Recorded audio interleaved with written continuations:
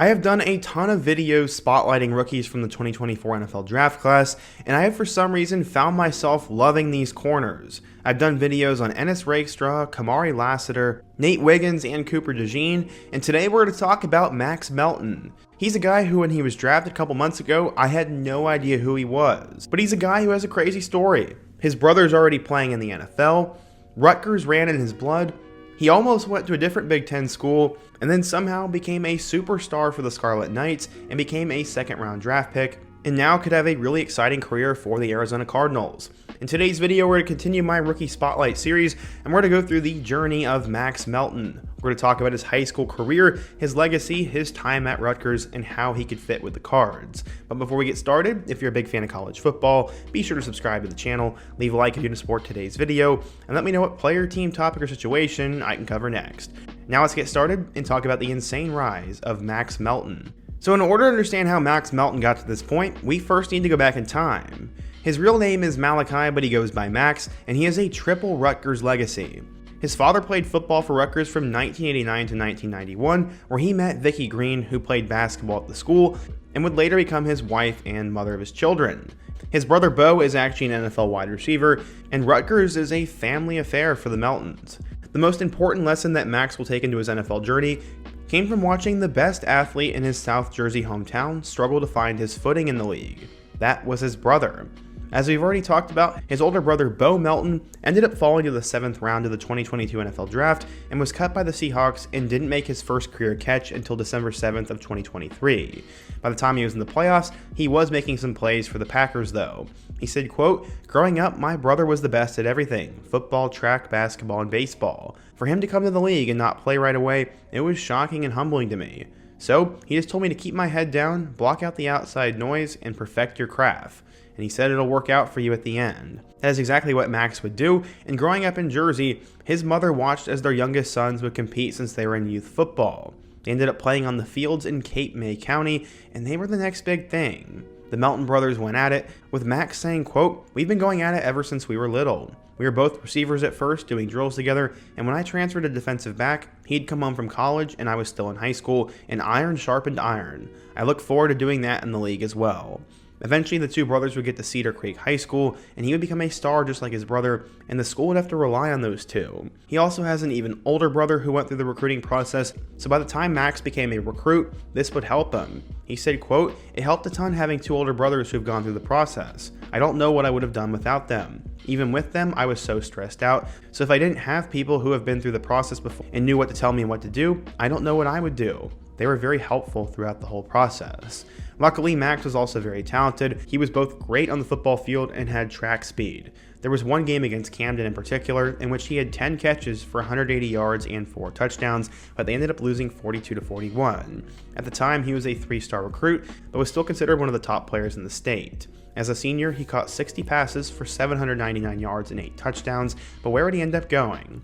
Well, he initially committed to play for Purdue and Jeff Brom in 2019, and that's at the time when the Scarlet Knights were in the midst of a 2-10 season. But everything would end up changing as Greg Schiano came in, and eventually he received his 4th commitment as Malachi Max Melton flipped from Purdue to Rutgers. His dad said, quote, "What I told Max once they hired Greg is, quote, I promise you this, I won't have to sell you on Rutgers from this point on. Greg will do it." And Greg did. The move made sense as Purdue was super deep at wide receiver, and he'd have a chance to make an earlier impact at Rutgers on either side of the ball.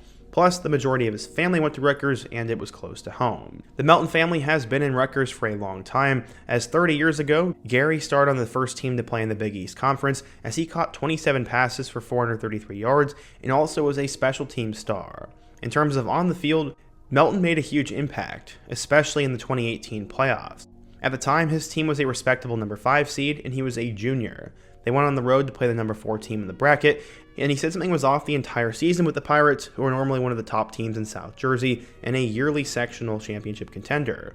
When the season ended, though, a nauseous feeling subsided, and Melton and his teammates went back to the drawing board, and they said they didn't want to go out as seniors with a 4-5 record or a first-round playoff flop.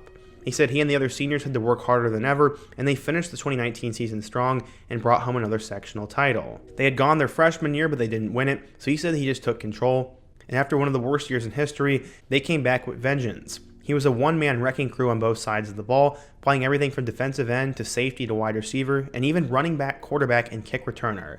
He led Cedar Creek to one of its best seasons ever, as they went 10-3, won a Group 2 championship, and had a berth in New Jersey's high school new bowl game.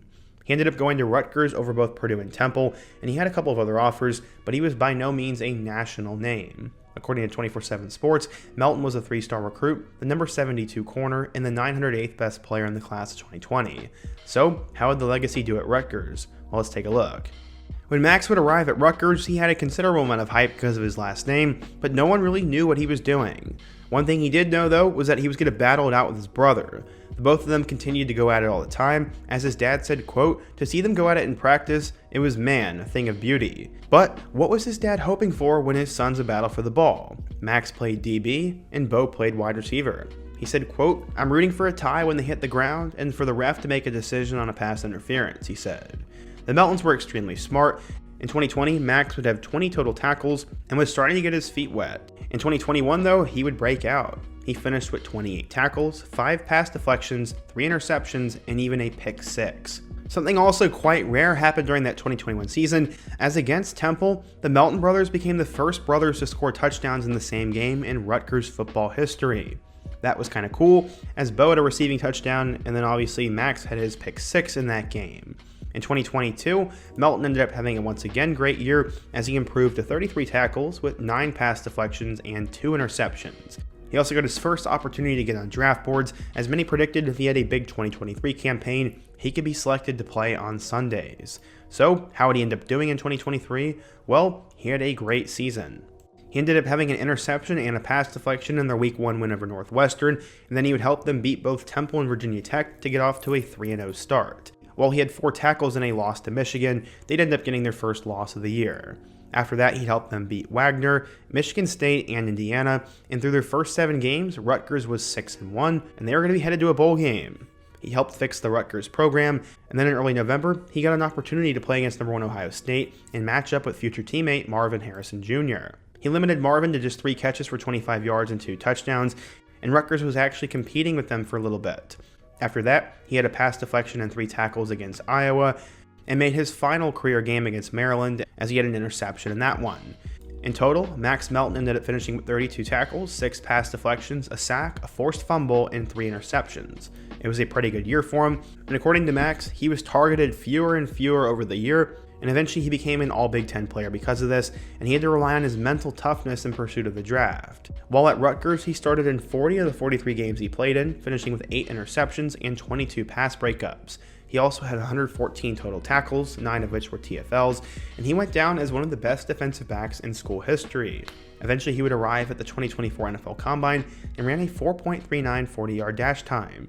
He also had a vertical jump of 40.5 inches and a broad jump of 11 feet 4 inches. He did not participate in other categories in the draft, but he also had a 3-cone drill time of 6.95 and a 20-yard shuttle of 4.29. Greg Schiano said, quote, "I think Max has all the tools to be a really, really good corner in the NFL." So where would he end up going? Well, according to NFL Mock Database, Melton ended up being projected a 2nd-round pick and the 56th overall player in the draft class.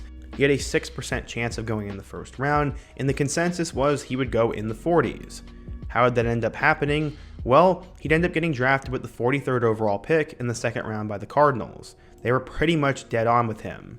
People were really excited for this pick, as Melton has pretty much the perfect measurables to play corner in the NFL, was productive throughout his 4 years, was an All-Big Ten selection, and matched up well against some of the star players he played against. He also has good athleticism, has a good work ethic, and already has family in the league.